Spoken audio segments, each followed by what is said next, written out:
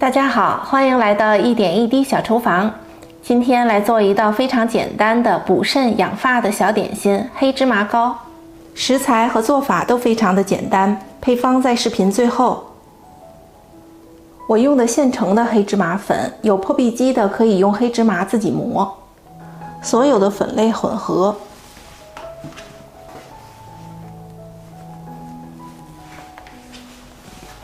白糖。椰奶没有的也可以换成牛奶。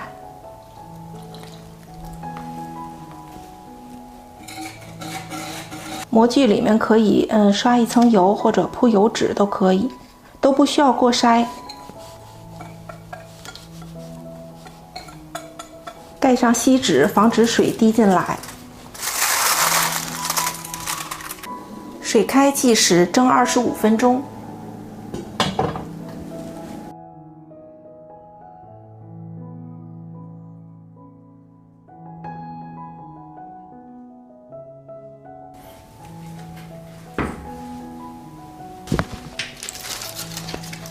冷却以后，我们再来切。